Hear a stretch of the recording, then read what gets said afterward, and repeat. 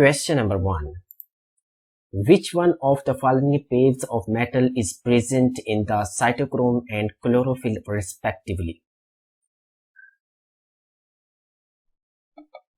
Cytochrome और chlorophyll में कौन सी धातें पाई जाती हैं? सबसे पहले हम देखते हैं कि क्लोरोफिल पौधे अपना खाना बनाने के लिए इसे इस्तेमाल करते हैं और यह सूरज की किरणों को अब्जॉर्ब करती है। इसमें पाया जाता है मैग्नीशियम और साइटोक्रोम में पाया जाता है आयरन। तो करेक्ट आंसर है option C, iron and magnesium. Question number 2. Which one among the following chemicals can be used to clean the surface of gold ornaments? Gold की जो चीजें होती हैं उनके जो सरफेस होती है उसको क्लीन करने के लिए, साफ करने के लिए, यानी उसको चेक करने के लिए कौन सा केमिकल इस्तेमाल किया जाता है? जब आप सुनार के पास सोना लेकर जाते हैं तो सुनार उसके ऊपर एक केमिकल इस्तेमाल करता है उसके जो है वो असली या नकली होने को चेक करने के लिए।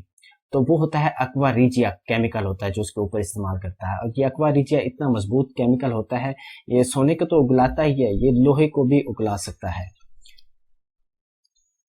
Question number 3. Carbonated beverages such as soft drinks and soda water contains minerally.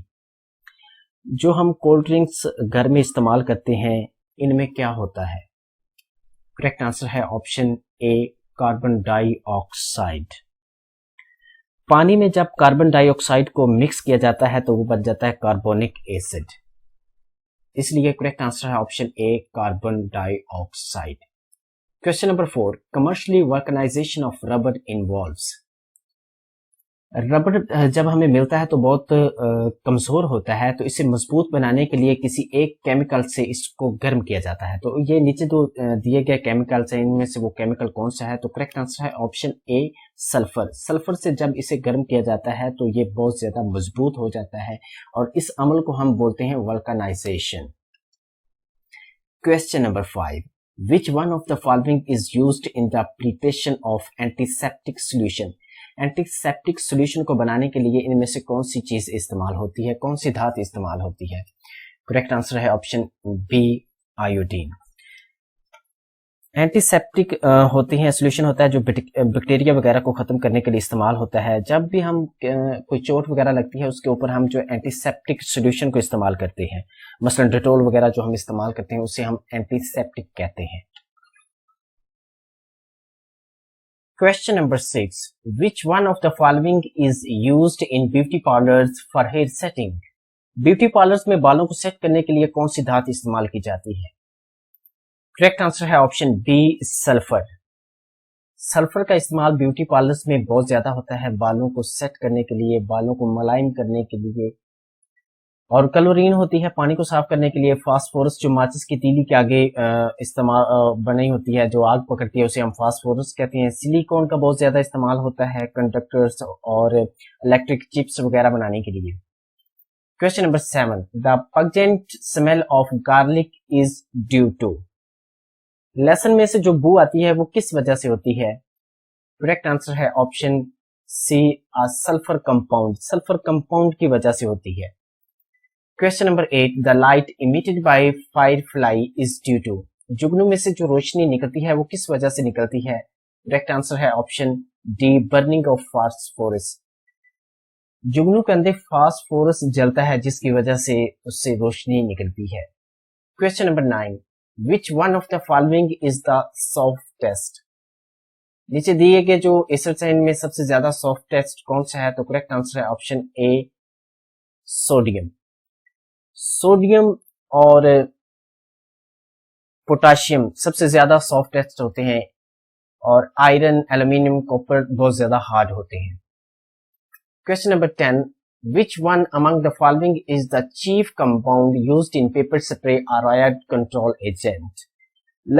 लड़कियां अपनी हिफाजत के लिए एक पेपर स्प्रे इस्तेमाल करती हैं, तो इसके अंदर कौन सा कंपाउंड पाया जाता है? तो करेक्ट आंसर है option A, capsicum.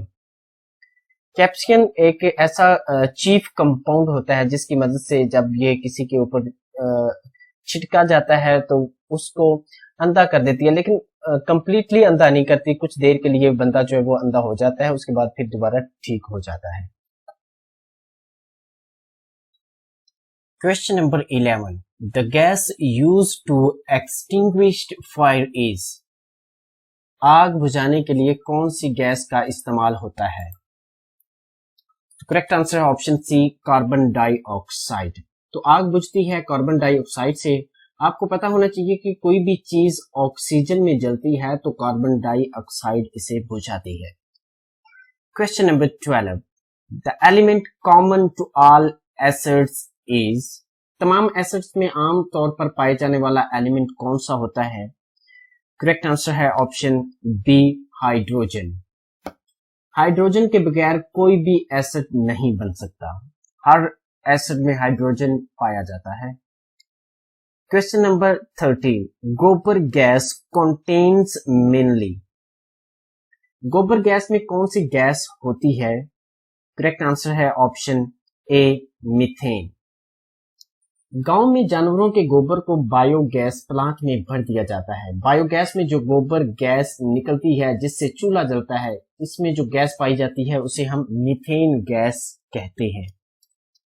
Question number 14, the most abundant metal in the earth crust is, earth crust के अंदर सबसे ज्यादा अहम जो मेटल होती है वो कौन सी होती है?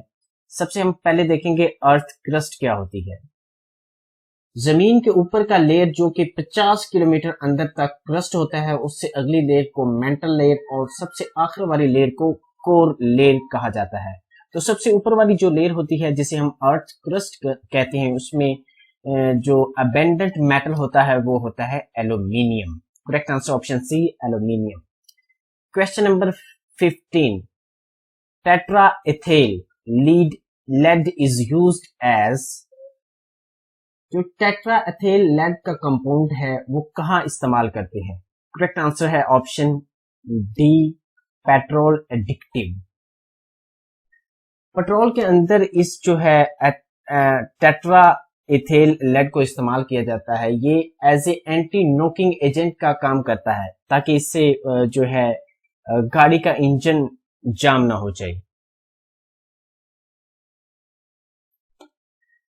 Question number 16. The element present in the largest amount in rocks and minerals is carbon, silicon, hydrogen, aluminium. Rocks और मिनरल्स में सबसे ज्यादा तादाद में कौन सा एलिमेंट पाया जाता है? करेक्ट आंसर है ऑप्शन बी, सिलिकॉन। चट्टानें बनी होती हैं मट्टी की और मट्टी में होता है सिलिकॉन डाइऑक्साइड, इसलिए हमारा करेक्ट आंसर है option B, silicon. Question number 17, the most important ore of aluminium is, यानी एल्यूमिनियम का सबसे अहम जो और है वो कौन सा है? करेक्ट आंसर है ऑप्शन ए, बॉक्साइट। जहां से एल्यूमिनियम को निकाला जाता है उसे हम बॉक्साइट की खदानें कहते हैं। तो इस तरह जो है एल्यूमिनियम का सबसे अहम और जो है वो है bauxite. Question number 18. An alloy used in making heating elements for electric heating devices is. घर में जो हम इलेक्ट्रिक हीटर इस्तेमाल करते हैं वो कौन से अलॉय का बना होता है? करेक्ट आंसर है ऑप्शन सी, निक्रोम। सबसे पहले हम देखते हैं कि अलॉय क्या होता है। जब हम 2 या 3 धातुओं को आपस में मिलाते हैं तो अलॉय बन जाता है। अलॉय दरअसल किसी भी धातु की प्रॉपर्टी को इंक्रीज करने के लिए बनाया जाता है। जो घर में हम हीटर इस्तेमाल करते हैं वो निक्रोम वायर का बना होता है, तो इसलिए हमारा करेक्ट आंसर है option C, nichrome. Question number 19, diamond is an allotropic form of, diamond की एलोट्रोपिक फॉर्म कौन सी होती है? तो सबसे पहले हम देखेंगे कि एलोट्रोपिक क्या होता है। एलोट्रोप्स वो होते हैं जिनकी फिजिकल प्रॉपर्टी अलग अलग होती है लेकिन केमिकल प्रॉपर्टी एक जैसी होती है, तो इसलिए हमारा जो है वो करेक्ट आंसर है option B, carbon. Question number 20 and the last question, balloons are filled with, वो गुब्बारे जो हम हवा में छोड़ते हैं उनमें कौन सी गैस भरी जाती है? करेक्ट आंसर है ऑप्शन ए, हीलियम। हीलियम से भी हल्की गैस होती है हाइड्रोजन, लेकिन इसे क्यों नहीं भरा जाता? तो हाइड्रोजन को इसलिए नहीं भरा जाता क्योंकि ये आग पकड़ती है, ये इनफ्लेमेबल गैस होती है, इसलिए गुब्बारों में हम हीलियम गैस भरते हैं। Thanks for watching. उम्मीद है कि ये वीडियो आपको पसंद आई होगी। अल्लाह निगहबान।